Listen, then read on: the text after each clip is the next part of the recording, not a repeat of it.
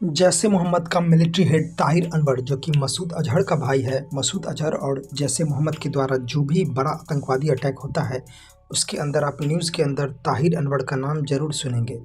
यह काफ़ी infamous terrorist है। अभी तक यह बहावलपुर के अंदर छिप के बैठा हुआ था।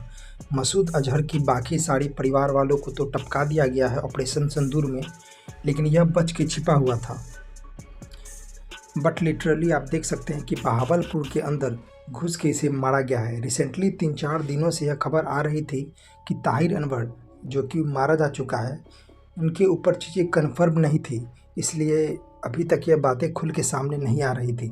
बट कल मसूद अजहर ने इस बात को कन्फर्म किया है कि उसका भाई ताहिर अनवर मारा जा चुका है। कैसे मारा गया, क्यों मारा गया, क्या चीज़ें यहाँ पर थी, उस चीज़ के लिए कोई भी यहाँ पर जानकारी बाहर निकल के नहीं आई है। बट जितने भी बड़े जर्नलिस्ट हैं, उनका कहना यह है कि ताहिर अनवर का कोई भी मेडिकल प्रॉब्लम नहीं था, जिसकी वजह से मेडिकल तरीके से ये नेचुरल तरीके से डेथ होने की संभावना बहुत कम है। मोस्ट प्रॉब्ली इसे जो मारा गया है, इंडिया के धुरंधर के द्वारा मारा गया है, अननोन गनमैन के द्वारा मारा गया है। दोस्तों, अब समझने का प्रयास करते हैं कि यहाँ पे हुआ क्या है। हकीम मोहम्मद ताहिर अनवर, हालांकि ये पूरा नाम आप लोगों ने सुना नहीं होगा, आपने सुना होगा ताहिर अनवर। यह मसूद अजहर का भाई है। यह जैश ए मोहम्मद से जुड़ा हुआ है। जैश ए मोहम्मद, जी हाँ दोस्तों, यह एक नोटोरियस, मैं कहूँगा टेररिस्ट ऑर्गेनाइजेशन है। भारत को इसने काफ़ी परेशान किया है। कई सारे आतंकवादी अटैक जैश ए मोहम्मद के द्वारा 2001 के बाद से किए गए थे, जहाँ पर सबसे पहले इंडिया का पार्लियामेंट अटैक जो इन्होंने किया था, उसकी वजह से काफ़ी फेमस हो गए थे। फिर मुंबई अटैक, आप लोगों को याद होगा, पुणे जर्मन बेकरी ब्लास्ट जो था, मुंबई के अंदर ट्रिपल बॉम्बिंग जो अटैक हुआ था, पठानकोट का अटैक, उड़ी का अटैक, पुलवामा का अटैक, इवन पहलगाम के अटैक के अंदर भी जैश ए मोहम्मद का हाथ साबित हुआ था। इतना ही नहीं दोस्तों, आप यहाँ पर ध्यान से देखो, जो दिल्ली ब्लास्ट का केस था, वो यूनाइटेड नेशन के अनुसार दिल्ली ब्लास्ट के केस के अंदर भी जैश ए मोहम्मद का हाथ था। यह जैश ए मोहम्मद भारत को काफ़ी बार परेशान कर चुका है। इसी का हेड ऑफ मिलिट्री अफेयर था ताहिर अनवर, जो कि काम करता था टेररिस्ट की ट्रेनिंग को लेकर, जो भी आतंकवादी को हथियार सप्लाई करने को लेकर, हथियार को प्रोक्योर करने को लेकर, उनके हेडक्वार्टर को मैनेज करने को लेकर, यानी कि वो जैश ए मोहम्मद का एक तरह से बैकबोन था। 2001 से यह जैश ए मोहम्मद का बैकबोन ताहिर अनवर बना हुआ था। अब रिसेंटली ताहिर अनवर की डेथ हो चुकी है। क्लियरली यह बात साबित हो चुकी है, और it is literally a big blow to Jaish e Mohammed. और अगर यह इंडिया के अननोन गनमैन ने किया है, तो लिटरली मैं कहूँगा कि यह जैश ए मोहम्मद को अब ख़त्म कर देगा।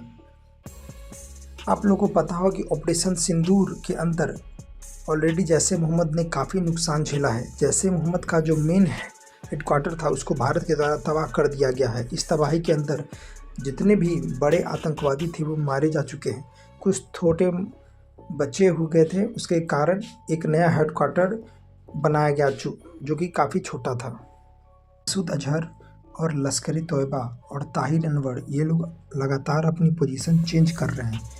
कभी भी ये एक जगह पे नहीं टिक रहे, क्योंकि इनको डर है कि अभी तो इनको तो जो मेजर एजेंसीज़ हैं, उनके जो मेजर हेडक्वार्टर है, इनको नष्ट कर दिया गया है। बट अब अननोन गनमैन हो सकते हैं, कहीं इनको भी ना मार दें, इसलिए ये लोग लिटरली यहाँ पे डरे हुए हैं।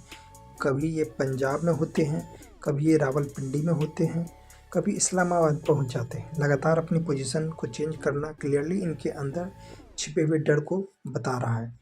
ताहिर अनवर भी इसी तरीके से अपना पोजीशन लगातार चेंज कर रहा था, बट फाइनली ये धड़ दबोचा गया। और अब ताहिर अनवर जो वो मारा जा चुका है। अब ताहिर अनवर को मारना इतनी बड़ी बात क्यों है? देखिए, जैश ए मोहम्मद की बात करूँ तो जैश ए मोहम्मद जो है, उनका स्ट्रक्चर किसी भी कॉरपोरेट की तरह नहीं है। जैसे लश्कर तैयबा वगैरह को देखोगे तो ना, इसके अंदर अलग अलग लीडरशिप, डायरेक्टर्स वगैरह इस तरीके की चीज़ें देखने को मिलती हैं। लेकिन अगर आप जैश ए मोहम्मद को देखोगे तो यह एक पारिवारिक बिजनेस की तरह है, जहाँ पे जितना भी बड़ा पोजीशन है, वो खुद मसूद अजहर अपने परिवार के लोगों के अंदर ही रखता है। क्योंकि इनके जो मेन लोग थे, जो टॉप पोजीशन पे थे, उनको मारा जा चुका है। और कभी दिक्कत क्या होता है कि ये जो महत्वपूर्ण जानकारियाँ हैं, बाहरी लोगों को रखने से बाहर चली जाती हैं। इसलिए जैश ए मोहम्मद का जो टॉप पोजीशन है वो मसूद अजहर अपने परिवार वालों के अंदर ही रखता है। इसका मानना है कि इवन इंडिया के जो स्पाई वगैरह हैं उनके पास ये जानकारी पहुंच जाती है। इन सारी चीज़ों के चलते इसने इंटरनल स्ट्रक्चर को बहुत स्ट्रॉन्ग बनाने की कोशिश की और पूरे तरीके से अपने परिवार के लोगों को यहाँ पे बिठा के रखा। बट आप देख सकते हैं कि ऑपरेशन सिंदूर के समय पे लगभग 10 परिवार के लोग जैसे मोहम्मद के मारे जा चुके हैं।